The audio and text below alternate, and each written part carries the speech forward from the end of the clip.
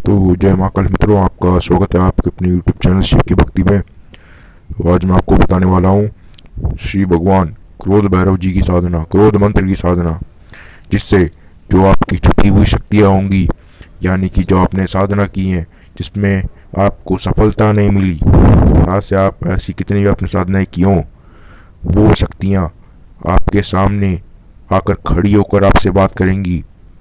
क्यों करेंगी? मजबूरन करेंगी, क्योंकि जो क्रोध मंत्र है वो उनको घसीट कर यहाँ पे लेके आएगा।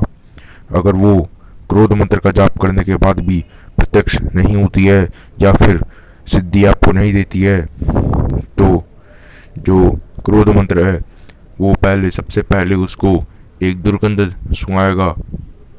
अगर वो तब भी नहीं आती है, तब तब वो उसका पूरा शरीर वज्र ज्वाला से खंड खंड कर देगा और उसकी आंखें फट जाएंगी और उसको असीमित पीड़ा सहनी पड़ेगी।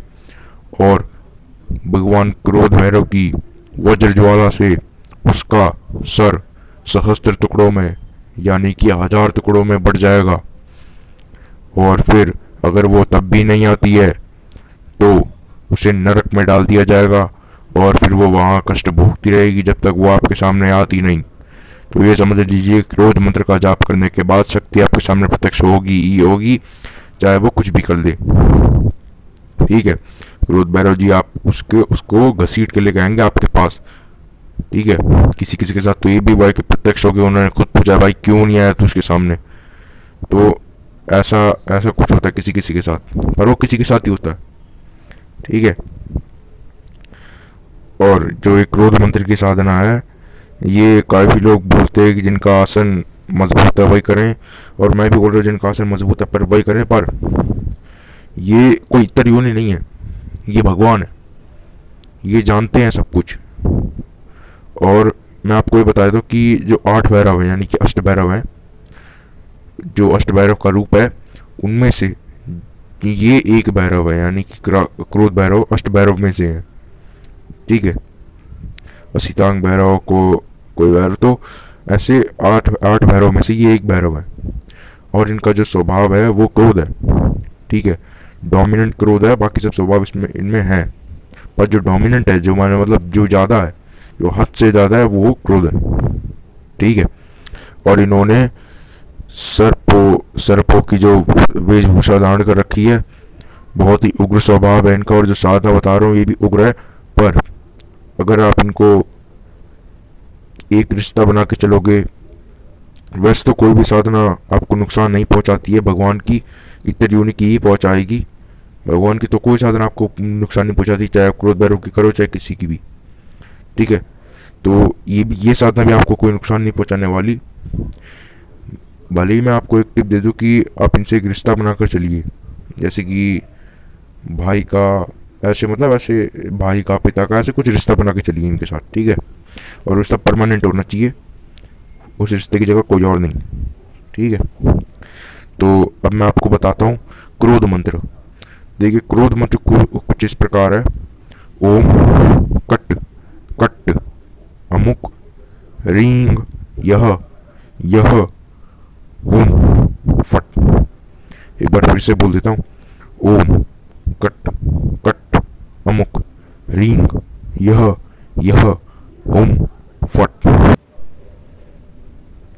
तो जो मैंने आपको एक क्रोध मंत्र बताया है, इस मंत्र की आपको जो पूजन आदि में बताया, तो पूजन आदि कैसे करना है। देखिए, अगर आपके पास श्री क्रोध भैरव जी का यंत्र है तो या आप यंत्र की पूजा करेंगे, नहीं तो आप फोटो की पूजा करेंगे। फोटो मिलना मुश्किल होती है, यंत्र मिलना आसान होता है। तो जो आपके पास उपलब्ध हो उसकी पूजा करिए। अगर कुछ भी ना हो तो भगवान शिव की पूजा करिए। ठीक है, भगवान शिव को ही क्रोध भैरव मान के पूजा करिए। अगर आपके पास शिवलिंग है तो उसको भी आप क्रोध भैरव मान के पूजा कर सकते हो। ठीक है, नहीं तो आप ऐसा कर सकते हो कि जो 3 कोने वाला पत्थर होता है, आप उसको भी ले सकते हो और उसको भी भैरव मान के पूजा कर सकते हो। ठीक है, और जो 3 कोने वाला पत्थर होगा उसको आपको काले तिल से, यानी कि जो तेल होता है, उससे रंगना है और फिर उसकी पूजा करनी है। ठीक है, पूजा आपको कैसे करनी है, देखिए, तिलक लगाना है और जो मतलब नॉर्मल की पूजा पाती थी, श्लोक पढ़ने हैं, स्तोत्र पढ़ने हैं, तो ऐसे ऐसे आप कर सकते हो, अगर आप इच्छा है तो कर सकते हो। ठीक है। और फिर इसके बाद आपको क्या करना है, आपको भगवान शिव का पूजन करना है। यानी कि आपके अगर आपके गुरु हैं तो गुरु का पूजन करिए, नहीं तो आप भगवान शिव का पूजन करिए। ठीक है। अगर आपने गुरु का, देखिए अगर आपके सांसारिक गुरु हैं, ठीक है, या फिर कोई और इष्ट देवता आपके गुरु हैं, तो आप उनका पूजन सबसे पहले करेंगे। ठीक है। फिर उसके बाद आपको भगवान शिव का पूजन करना है। फिर भगवान शिव के पूजन के बाद आपको जो गणेश जी हैं, गणेश जी का पूजन अवश्य करना है। ठीक है। क्योंकि गणेश जी अग्र पूजा के अधिकारी हैं, कोई चारा नहीं है उनके पूजा के सिवा, उनकी पूजा किए बिना कोई भी रिद्धि सिद्धि नहीं मिलती। ठीक है। कोई भी साधना में सफलता नहीं मिलती। ठीक है। या तो अधूरी रह जाती है, या तो सफलता भी अधूरी मिलती है। ठीक है। वो तो आपका भाव पे निर्भर करता है कि अगर आपका भाव कैसा होगा उसी हिसाब से आपको साधना में सफलता मिलेगी। ठीक है, या फिर असफलता मिलेगी। तो आपको गणेश जी का पूजन करना है, जो उनका श्लोक है वो पढ़ना है। श्लोक मैं पहले ही बता चुका हूँ, कहीं से भी देख लीजिए। ये वक्रतुंडाय महाकाय सूर्यकोटि समप्रभा निर्विघ्नं कुरु मे देव सर्वकार्येषु सर्वदा, इसका भी आप जाप कर सकते हो। 2-3 बार पढ़ लेना, ध्यान कर लेना इनसे उनका। फिर उसके बाद आपको भगवान शिव का पूजन करना है, ओम नमः शिवाय का जाप करना है, गौरा पार्वती जी का पूजन करना है, श्री दुर्गा जी का पूजन करना है, ओम दुम दुर्गा नमः इसका जाप करना है। एक माला 2 माला जितना मन चाहे आप कर सकते हो, या फिर ओम ऐम ह्रीम क्लीम चामुंडा विच्चे इसका भी कर सकते हो, नवाण मंत्र का। ठीक है।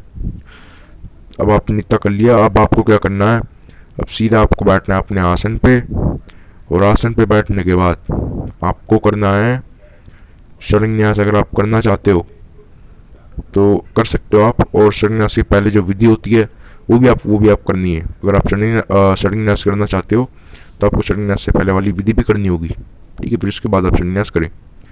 शरण्यास में अगली वीडियो में बताऊंगा, जो अगली वीडियो में इन्हीं की दूंगा, पार्ट 2 दूंगा इनका। उनमें इनका एक दूसरा मंत्र होगा। ठीक है। तो इसमें मैं आपको नहीं बताऊंगा, ये वीडियो लंबी हो जाएगी, तो मैं आपको अगली वीडियो में बताऊंगा। ठीक है। पार्ट 2 में श्री क्रोध भैरव जी का दूसरा मंत्र, क्रोध मंत्र। ठीक है। और क्रोध भैरव जी को क्रोध भूपति, क्रोध आधिपति, क्रोधराज इस नामों से भी पुकारा जाता है। ठीक है। और जो निवास करते हैं वो एक पाताल है, प्रचंड पाताल, तो वहाँ पे निवास करते हैं। और अगर आप किसी शक्ति को प्रकट करने के लिए साधना कर रहे हो तो आपको क्या करना है, जो मैंने मंत्र बताया है उसकी आपको 80 माला करनी है। वैसे भी अगर आप जो इसमें अमुक का स्थान आ रहा है, अमुक के स्थान पर आपको उस देवी या फिर देवता का नाम लेना है जिसकी आपने साधना की है, और वो प्रकट नहीं हो रहा आपके सामने। जैसे कि अप्सरा यक्षिणी, जैसे कि नाभि दर्शन अप्सरा ही लो, तो अगर आपको उसे प्रकट करना है, यानी कि अगर आपने उसे साधना की और प्रकट नहीं हुई, आपको सिद्धि नहीं दी, किसी भी रूप से, प्रत्यक्ष दोनों रूप से आपको सिद्धि नहीं दी है, तो या फिर दोनों में से किसी भी रूप में सिद्धि नहीं दी है, तो आप इस मंत्र का जाप करें। इस मंत्र में जो अमुक का स्थान है उसमें नाभि दर्शन अप्सरा बोले, यानी कि जैसे देखिए ओम कट कट नाभि दर्शन अप्सरा रींग यह ओम फट। ठीक है, ऐसा कुछ, तो आपको ऐसे बोलना है। तो अगर आप वैसी कर रहे हो, मतलब कुछ नहीं, मतलब क्रोध भूपति की कृपा प्राप्त करने के लिए, उनकी साधना में सिद्धि पाने के लिए, अगला जो अगर आपकी शक्ति को, और मैं पहले बताता हूँ ये जो मंत्र मैं बता रहा हूँ ये मृत्यु दंड मंत्र है। ठीक है। अगर आप इस मंत्र का जाप करते रहे, वो किसी प्रत्यक्ष हो गया, तब भी आप इस मंत्र का जाप करते रहे तो वो नरक में चला जाएगा, कष्ट भोगता रहेगा जब तक आप इस मंत्र का जाप रोकते नहीं। ठीक है। हाँ, और मैं पहले बताता हूँ इस मंत्र का जाप घेरा लगा के करें जब आप किसी शक्ति को प्रत्यक्ष कर रहे हो। ठीक है, कोई भरोसा नहीं। ठीक है, इतर होने का कोई भरोसा नहीं। जब भाई उसको पीड़ा हो रही है तो वो आपको भी पीड़ा देने आएगा ना। जब आप किसी को मारोगे तो उल्टा भी तो वो आपको मारेगा, है ना। तो ऐसा ही होता है, आपको घेरा लगा के बैठना जिससे वो अंदर ना घुस पाए, बाहर से ही आपसे बात करे। ठीक है। और जब आपको वचनों को स्वीकार कर लेती है तो फिर आपको मंत्र जब रोक देना है। ठीक है। तो अगर आप कृपा प्राप्त करने के लिए कर रहे हो, यानी कि किसी देवी को प्रकट करने के लिए नहीं कर रहे, उनकी सिद्धि करने के लिए कर रहे हो, जैसे कि अगर आप आगे की शक्ति को प्रकट करोगे तो उसमें आसानी होगी, वो जल्दी हो जाएगी। ठीक है, यानी कि और मोर पावरफुल, ज़्यादा शक्तिशाली। ठीक है। तो उसके लिए आपको इसमें अमुक ही बोलना है, और जैसे जैसे मैंने मंत्र दिया यानी कि ओम कट कट अमुक रिंगी ओम फट, इसको आपको ऐसे ही जपना है, ठीक है। अमुक के स्थान पर कोई नहीं लगाना, सीधा आपको ऐसे ही जपना है। इससे आपको क्रोध भूपति की कृपा मिलेगी, उनकी सिद्धि मिलेगी, उनकी शक्ति मिलेगी, ठीक है। और जो शत्रु हैं वो थर थर कांपने लगे। शत्रुओं का तो भूल जाइए, फिर शत्रु होंगे कोई, तो ऐसा होता है इनकी साधना में। और जो विधि विधि मैं आपको बता चुका हूँ।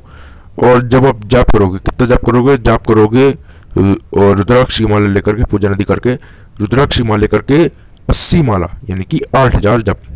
आप पे निर्भर करता है, अगर आप एक दिन में करना चाहते हो तो पूर्णिमा की रात्रि को आपको एक रात्रि में ही रात्रि जप शुरू हो जाए, यानी कि सूर्य ढलने के बाद आपको 8000 मंत्र जप करने हैं, 80 माला एक बैठक में, ठीक है। और गलती की गुंजाइश नहीं, पहली बता रहा हूँ, ठीक है। अगर आप गुप्त नवरात्रि यानी कि अगर आप 9 दिन में ख़त्म करना चाहते हो इस हवन को, यानी कि इस जो क्रोधराज जी की कृपा प्राप्ति है, उनकी सिद्धि की साधना है, तो आपको उनकी अगर आप तो फिर आपको पूर्णिमा की रात्रि को अगर आप कृपा प्राप्ति के लिए कर रहे हो तो 9 दिन में आपको ख़त्म करना है। 9 दिन में आपको, अब आप इतना तो पढ़े लिखे हो कि गुण भाग कर लो, तो 9 दिन में आपको 8000 तक पूरे करने हैं।